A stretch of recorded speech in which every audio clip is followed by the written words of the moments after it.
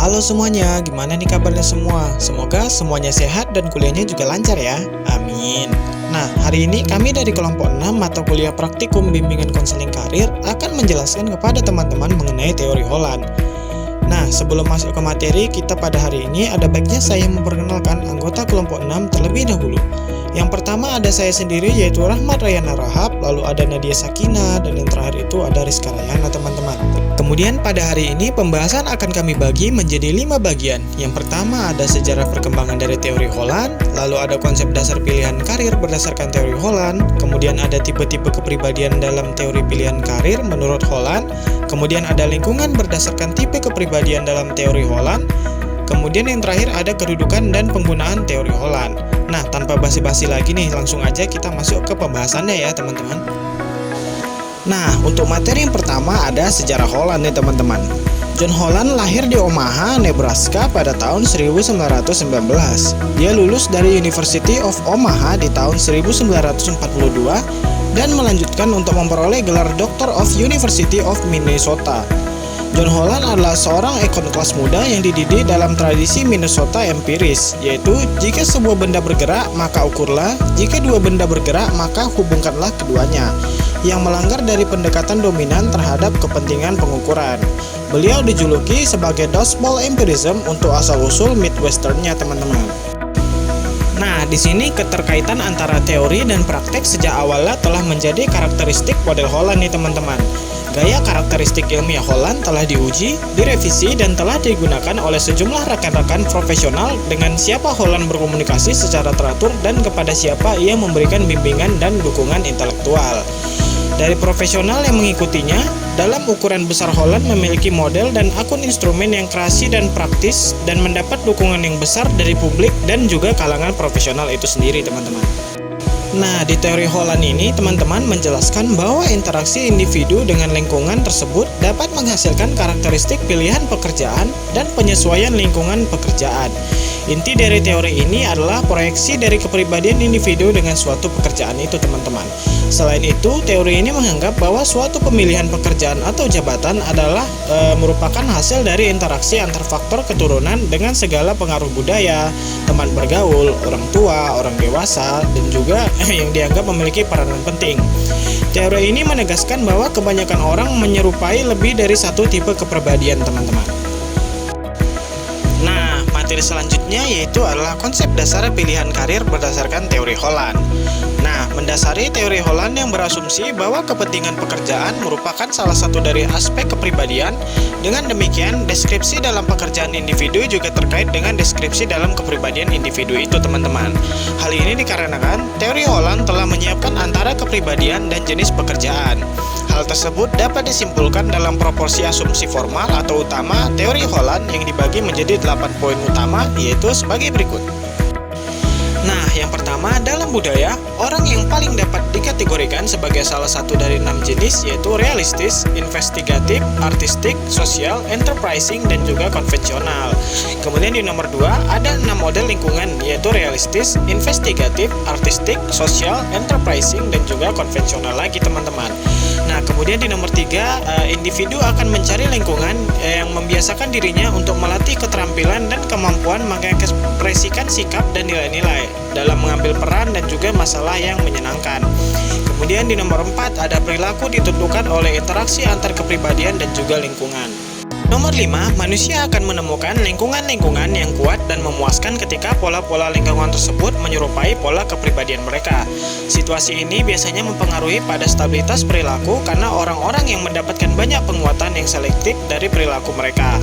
Kemudian di nomor 6 ada interaksi-interaksi yang tak sejenis merangsang perubahan di dalam perilaku manusia nih teman-teman, dan sebaliknya juga. Interaksi-interaksi sama dan sebangun mendorong stabilitas perilaku. Manusia cenderung untuk berubah dan menjadi seperti manusia yang dominan yang ada di lingkungan-lingkungannya. Kecenderungan ini akan lebih besar jika tingkat kongruen antara individu dengan lingkungan juga besar nih teman-teman. Kemudian di nomor 7, seseorang akan mengatasi incongruence dengan mencari lingkungan yang baru atau dengan mengubah perilaku pribadi dan persepsi-persepsinya. Dan yang terakhir nih teman-teman, di nomor 8, interaksi-interaksi timbal balik antara orang dan pekerjaan secara berturut-turut biasanya akan menuju kepada satu rangkaian kepuasan dan juga kesuksesan teman-teman. Nah, materi selanjutnya akan dibawakan oleh teman saya. Tipe-tipe kepribadian dalam teori pilihan karir menurut Holland. Kepribadian berkembang sebagai hasil interaksi karakteristik yang diwariskan, kegiatan yang diarahkan oleh individu, dan kepentingan serta kompetensi yang tumbuh dari kegiatan. Holland percaya bahwa untuk beberapa tingkatan tipe memperanakan tipe, tetapi mengetahui bahwa anak-anak membentuk lingkungan mereka sendiri dan mereka dihadapkan pada sejumlah orang di samping orang tua mereka yang memberikan pengalaman dan memperkuat beberapa jenis tertentu dari performa.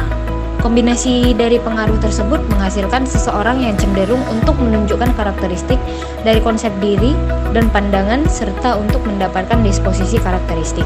Pada akhirnya, kepribadian ini pun muncul. Holland mengemukakan ada 6 tipe kepribadian murni, diantaranya sebagai berikut. Yang pertama, realistis. Tipe orang yang berurusan dengan lingkungan yang objektif, konkret, dan sikap fisik yang manipulatif. Mereka menghindari tujuan dan tugas-tugas yang menuntut subjektivitas, ekspresi intelektual atau seni, atau kemampuan sosial. Mereka digambarkan sebagai pribadi yang maskulin, fisik yang kuat, tidak ramah, emosional yang stabil, dan materialistis. Mereka lebih memilih bidang pertanian, teknik, terampil, perdagangan, dan pekerjaan yang berhubungan dengan mesin.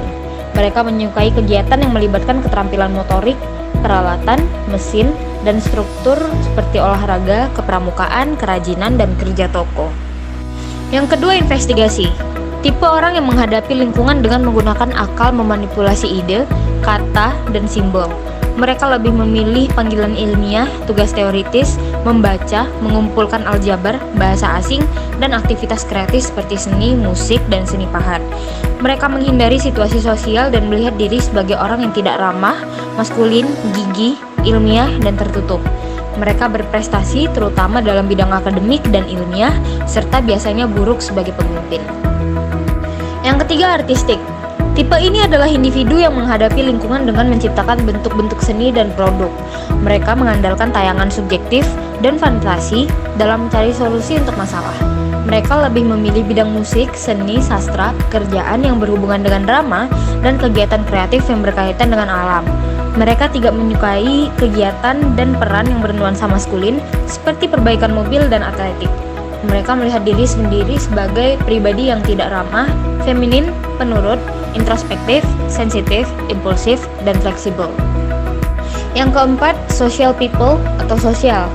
Tipe ini adalah orang-orang yang menghadapi lingkungan dengan menggunakan keahliannya dalam berinteraksi dan berhubungan dengan orang lain. Mereka dilambangkan dengan keterampilan sosial dan kebutuhan untuk interaksi sosial. Mereka lebih memilih pendidikan, terapeutik, dan pekerjaan atau panggilan religius dan aktivitasnya seperti gereja, pemerintah, layanan masyarakat, musik, membaca, dan drama. Mereka melihat diri sendiri sebagai individu yang ramah, alami, ceria, konservatif, bertanggung jawab, berprestasi, dan penerimaan dirinya baik. Yang kelima, ada enterprising atau giat. Tipe ini adalah orang-orang yang menghadapi lingkungan dengan cara mengekspresikan kualitas petualang, dominan, antusias, dan impulsif. Dicirikan sebagai pribadi yang persuasif, verbal, terbuka, menerima diri, percaya diri, agresif, dan exhibitionistic, atau suka menunjukkan kemampuan yang dimilikinya. Mereka lebih suka bidang penjualan, pengawasan, dan panggilan atau pekerjaan yang berkaitan dengan kepemimpinan dan kegiatan yang dapat memuaskan kebutuhan akan dominasi, ekspresi verbal, pengakuan, dan kekuasaan. Yang terakhir, konvensional.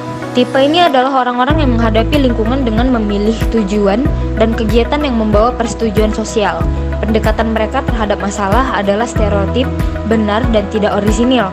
Mereka menciptakan kerapihan, ramah, terkesan konservatif, dan mereka lebih memilih tugas yang berhubungan dengan ketatausahaan, juga tugas komputasional, teridentifikasi dengan bisnis, dan menempatkan nilai tinggi pada sikap ekonomis. Mereka melihat diri sebagai pribadi yang maskulin, cerdas, dominan, dikendalikan, kaku, dan stabil, yang memiliki lebih matematis dan bakat verbal. Selanjutnya, lingkungan berdasarkan tipe kepribadian dalam teori pilihan karir menurut Holland. Holland mengusulkan bahwa ada tipe kepribadian yang terkait dengan kebutuhan dan tipe individu yang diidentifikasikan sebagai kebutuhan utama mereka. Selain itu, secara umum, lingkungan pekerjaan dapat diklasifikasikan atau dikelompokkan dengan cara yang sama. Holland juga mengusulkan lingkungan kerja untuk keenam tipe tersebut untuk dianalogikan dengan tipe kepribadian murni, dan individu harus memilih lingkungan kejuruan atau pekerjaan yang sesuai dengan kepribadian mereka untuk memaksimalkan kepuasan kerja juga prestasi. Lingkungan ini dijelaskan dalam bagian berikut. Yang pertama, lingkungan realistis. Berkaitan dengan konkret, tugas-tugas fisik yang membutuhkan keterampilan mekanik, ketekunan, dan gerakan fisik. Hanya membutuhkan sedikit keterampilan interpersonal yang diperlukan. Pengaturan realistis umum, termasuk stasiun pengisian, toko mesin, pertanian, sebuah situs konstruksi, dan tukang cukur. Yang kedua, lingkungan investigasi. Memerlukan penggunaan kemampuan abstrak dan kreatif daripada pandangan perspektif pribadi. Menuntut kinerja yang memuaskan imajinasi dan intelijen. Prestasi biasanya membutuhkan rentang waktu yang cukup. Masalah yang dihadapi dapat bervariasi dalam tingkat kesulitan, tetapi mereka biasanya diselesaikan dengan menerapkan keterampilan intelektual dan alat-alat. Pekerjaan yang berputar di sekitar ide-ide dan hal ketimbang orang. Pengaturan umum termasuk sebuah laboratorium penelitian, konferensi kasus diagnosis, perpustakaan, dan kelompok kerja ilmuwan, matematikawan atau insinyur penelitian. Yang ketiga, lingkungan seni. Menuntut penggunaan kreatif dan penafsiran bentuk artistik. Salah satu harus dapat memanfaatkan pengetahuan, institusi, dan kehidupan emosional dalam memecahkan masalah khas. Informasi dinilai terhadap pribadi, kriteria subjektif. Pekerjaan biasanya memerlukan keterlibatan intens untuk waktu lama. Keadaan lingkungan yang sesuai dengan tipe ini antara lain ruang latihan atau lakon, sandiwara, ruang konser, studio tari, kamar kerja, perpustakaan, dan seni atau studio musik. Yang keempat ada lingkungan sosial. Menuntut kemampuan untuk menafsirkan dan memodifikasi perilaku dan minat manusia dalam merawat juga berinteraksi dengan orang. Pekerjaan yang memerlukan hubungan pribadi sering dan berkepanjangan. Resiko kerja yang terutama adalah aspek emosional. Situasi kerja umum termasuk ruang kelas, sekolah, perguruan tinggi, kantor konseling, rumah sakit jiwa, gereja, kantor pendidikan, dan pusat-pusat rekreasi. Yang kelima, lingkungan enterprising. Membutuhkan keterampilan verbal dalam mengarahkan atau meyakinkan orang. Pekerjaan yang membutuhkan pengaturan tepat atau pengarahan, pengendalian atau perencanaan kegiatan lain, dan ketertarikan atau minat yang dangkal pada orang daripada di lingkungan sosial. Sebagian besar yang minat berpusat pada apa yang dapat mereka miliki dari orang. Situasi kerja umum termasuk arena mobil, kantor real estate, sebuah rapat umum politik, dan biro iklan. Yang keenam, dan yang terakhir, lingkungan konvensional. Melibatkan sistematis, konkret, pemrosesan rutin dari informasi verbal dan matematika. Tugas sering merupakan hal yang berulang. Operasi siklus pendek menurut prosedur yang ditetapkan. Minimal keterampilan dalam relasi interpersonal dan hanya dilakukan karena pekerjaan kebanyakan melibatkan peralatan kantor dan bahan. Situasi kerja yang dibutuhkan seperti bank, sebuah perusahaan akuntansi, kantor pos, ruang file, dan kantor bisnis. Nah, selanjutnya kedudukan dan penggunaan teori Holland. Tujuan dari eksplorasi karir dan konseling menggunakan teori Holland adalah untuk membantu kelompok-kelompok konseli dalam mengidentifikasi pekerjaan yang termasuk di dalamnya para pekerja yang memiliki karakteristik kepribadian yang sama seperti mereka sendiri. Holland mengklaim bahwa individu yang berusaha keluar dari lingkungan pekerjaannya dengan sikap dan nilai mereka yang memungkinkan mereka menggunakan keterampilan dan kemampuannya, konsekuensi mereka bahwa individu dalam pekerjaan yang sama akan memiliki kepribadian yang sama pula. Selanjutnya, heksagonal Holland. Nah, dari keterangannya, R ini sebagai tipe kepribadian realistis, I sebagai tipe kepribadian intelektual, A tipe kepribadian artistik atau seni, S tipe kepribadian sosial, E tipe kepribadian usaha dan atau enterprising, dan C tipe kepribadian konvensional.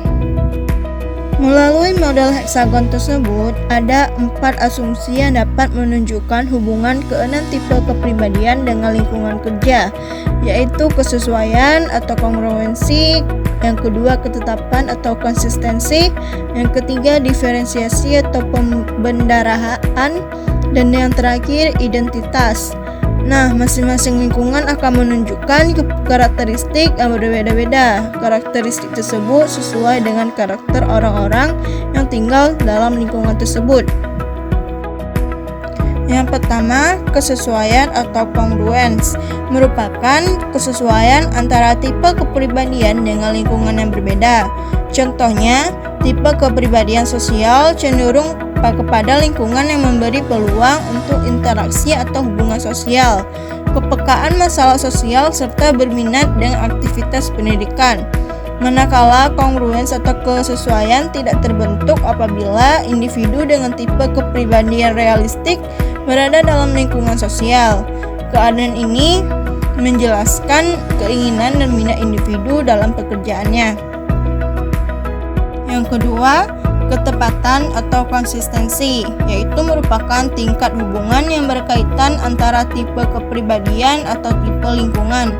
Keterhubungan tersebut dapat diasumsikan mempengaruhi prioritas atau keutamaan untuk setiap individu dalam membuat pilihan karir atau kerja. Di antaranya, ada yang memiliki lebih banyak persamaan dibandingkan yang lain. Dalam diri seseorang, terdapat beberapa pasangan tipe kepribadian dan model lingkungan yang dekat di antara satu sama lain. Contohnya, tipe sosial dan enterprising, yaitu usaha, memiliki banyak persamaan dibandingkan dengan tipe investigatif atau konvensional. Individu akan mengalami konsistensi atau ketepatan yang lebih tinggi apabila tipe kepribadian saling berdekatan dan menghubungkan. Nah, konsistensi dapat berakibat pada pemilihan karir seseorang. Yang ketiga, identitas. Identitas mengacu pada individu yang memiliki gambaran jelas dan kestabilan pada tujuan, minat, dan bakat yang dimilikinya. Identitas ini berkaitan dengan perbedaan dan ketepatan dalam menentukan kekuatan kepribadian dan lingkungan. Nah, yang terakhir, perbedaan. Hal ini membantu individu mengubah pemikiran tentang tingkah laku karir. Individu yang sangat sesuai dengan kepribadian tertentu akan melahirkan sedikit kesamaan dengan kepribadian lain. Individu yang sesuai dan beberapa tipe kepribadian yang memiliki definisi kepribadian yang lemah dan dianggap tidak dapat membedakan kepribadian. Dengan maksud lain, munculnya tipe kepribadian berdasarkan lingkungan, maka semakin berbeda dengan tipe kepribadian tunggal. Baiklah teman-teman, itu dia penjelasan dari kami mengenai teori Holland. Jika ada yang ingin teman-teman tanyakan mengenai materi kami pada hari ini, kami persilakan untuk bertanya dengan segala hormat.